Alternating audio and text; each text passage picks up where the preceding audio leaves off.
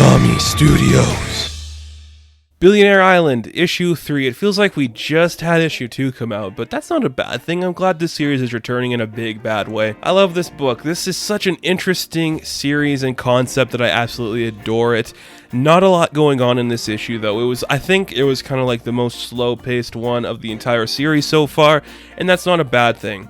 We have two major things happening in this book. Well, there's kind of three. The first one is we are now having like the funeral for Spagnola. All of our rich people are coming to this church that also has stock market prices.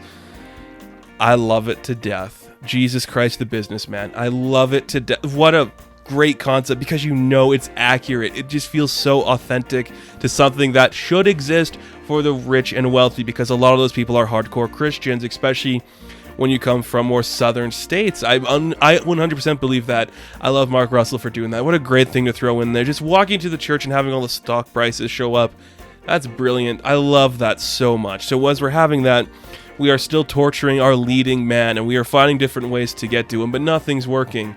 And then one of the main things we're doing here is, why is he torturing these people? They want to know why. And when he's talking to this bigger man, I think that's Ron Fang. I can't remember. It might be Ron Fang, but he's talking to this bigger man. It's like, we have all this money in the world and we are doing things to survive. Like, look at what's going on in the world. There's poverty, there's destruction, famine, there's drought. People are dying all over the world. These islands are the future, dude. So why are you trying to attack it? And our leading man just goes, yeah, they're the future, but you could also use the billions of dollars you're pushing into this to save the world. So you don't have to build the island. So you're just using your wealth to save the wealthy and not helping the rest of the world. That's a problem. Another great little thing just thrown in there. Like, Mark Russell is a genius. Like, the guy just tells some great stuff. I love him so much. He's incredible. Everything he does is so fun and so cool. I love everything he does. Like, he's a brilliant writer. And I love that a lot. So we're just figuring out like the concepts of like, rich people don't really get it. The wealthy don't really understand the struggles of the everyday person. And yeah, there's these big problems in the world, but you have the power to fix them. You have the resources, the time, and the money to fix it. So you should try to at least be a decent human and try to fix these problems. I love this angle of the book because this is so real to the times we live in now, man. Crazy stuff going on in this book. I absolutely adore it so much. So the next big thing in this interrogation is nothing's working. And if we're going to kill him, we need the advice of our richest guy on the island, and that is this dog. The story is there's this wealthy billionaire who had so much money, and when he died, he left all his money to his dog. So the dog ran this big company, and they decided what to invest in, what stocks to sell or what stocks to buy, just by what kind of food the dog eats from what bowl. I thought that was hilarious. Because the rich are weird, man. Like, wow. I absolutely think that's hilarious stuff. But the dog was being right most of the time, so he made the company like trillions of dollars, which are like, wow, that is hilarious stuff. So now we got two dishes in front of the dog. Like, do we kill the guy? Do we let him live? We don't know what the dog chooses. It's like, and our leading man's just like, are you serious? You're gonna let a dog decide if I live or die? What is wrong with you people? Really funny stuff.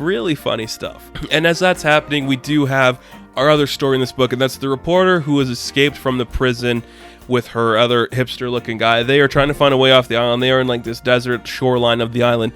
They find a cave that's like the one place that's disclosed from the rest of the island itself. So they go inside the cave, and they meet this crazy rich dude who tried to escape the island, but he's still living there because there's no point in escaping.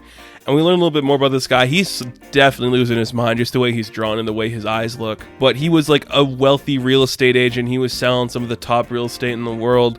And he came to the island and he wanted to leave, but he just got stranded in this cave and now he can't leave. And there's no point to going back, apparently, because he gets everything he wants washed up on shore. So that's fun. And if to add insult to injury, you know he's crazy because he's like, his wife is a blow-up doll, and that's just a sign that somebody's lost their mind when they talk to inanimate objects. Except for 5 in Umbrella Academy. He's just really cool. I don't know. That was really fun. Our hipster guy's like, this is crazy. We are never getting off this island. I'm going back into the cage where at least I have food and money. Like, I'm done with this. I'm going back to the cave, which was really cool. And it was just really fun. This book was just really slow compared to the rest of them, but I liked a lot of what it was saying and what it was doing. I highly recommend Billionaire Island. If you guys still aren't reading this book, it's one of the funnest books on shelves right now. It's so political, it's so satirical, everything about it works so well, and it's amazing. So I highly recommend Billionaire Island. It's one of the best books on shelves. I promise you guys you will enjoy it. So thank you guys so much for watching this review. Be sure to like and subscribe to the channel. As always, you can check me out on Instagram, Twitter, Facebook, I don't know why I said Facebook, Patreon too, for exclusive stuff like the Weekly Bull. And I'll catch you guys in the next video. Have fun, stay safe.